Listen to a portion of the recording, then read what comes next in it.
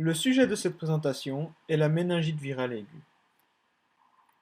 Prenons le cas d'un patient, mâle, âgé de 40 ans et sans antécédents particuliers, qui se présente aux urgences avec céphalée intense, fièvre, raideur de la nuque, nausées et vomissements, ainsi que de la fatigue.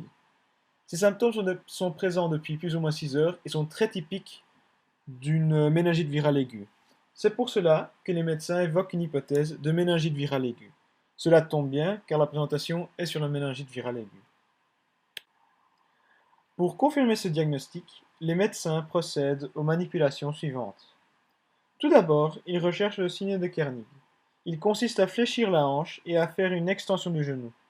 Le patient atteint d'une méningite ne saura pas tenir cette position et fléchira par conséquent son genou. Cette flexion du genou est indiquée par la flèche noire sur l'image ci-contre.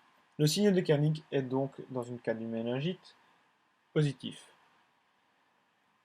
Ensuite, il recherche le signe de Brudzinski. Celui-ci consiste à mettre en flexion de manière passive la nuque du patient. Le patient atteint fléchira ses genoux ainsi que ses hanches. Ceci est indiqué également avec la flèche noire sur l'image ci-contre. Enfin, on peut faire une ponction lombaire. Celle-ci se fait au niveau L4-L5. Le LCR se présentera avec un aspect haut de roche qui est donc physiologique, mais avec plus d'albumine et plus de lymphocytes, qui sont pathologiques. Car normalement, le LCR est paucicellulaire, ça veut dire qu'il n'a pas de cellules euh, dans le liquide céphalorachidien.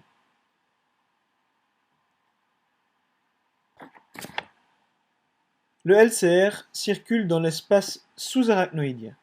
Ceci m'amène à faire un bref rappel sur les méninges qui sont quand même l'endroit de l'inflammation dans une méningite, d'où le nom méningite. Les méninges entourent donc le système nerveux central et sont au nombre de 3. La dure mère, également appelée pachyméninge, l'arachnoïde et la pimère. L'arachnoïde et la pimère sont regroupés sous le terme de leptoméninge. La dure mère est épaisse, c'est pour cela qu'elle est dure. Elle est constituée de 2 feuillets, un feuillet périosté et un autre feuillet méningé. Le feuillet méningé s'invagine et forme ainsi plusieurs structures, telles que la faue du cerveau, la tente du cervelet.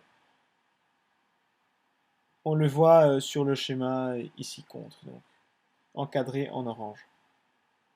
Il existe 2 types de dure-mère selon le contact entre ces 2 feuillets. La dure-mère crânienne et la dure-mère spinale. La dure-mère crânienne consiste en des feuillets qui sont fusionnés, donc il n'y a pas d'espace, sauf au niveau du sinus veineux. La dure-mère spinale consiste en des feuillets qui sont séparés.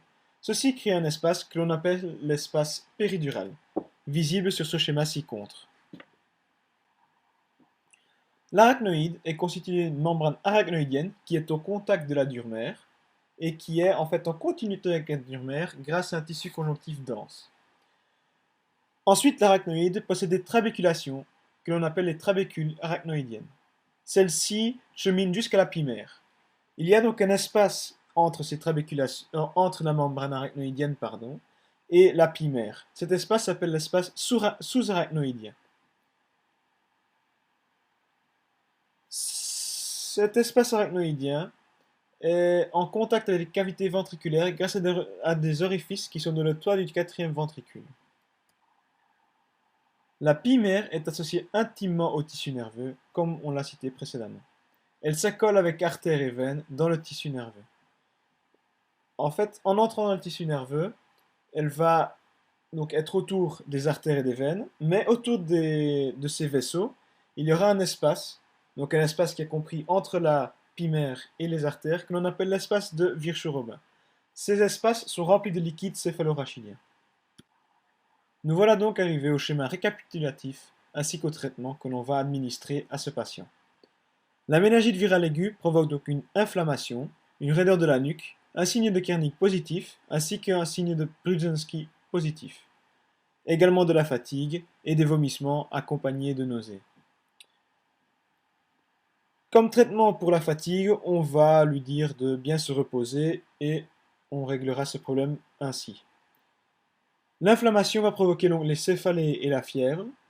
Et pour traiter les céphalées, on va donner des antalgiques, donc des antidouleurs. Et pour traiter la fièvre, on va donner donc des antipyrétiques.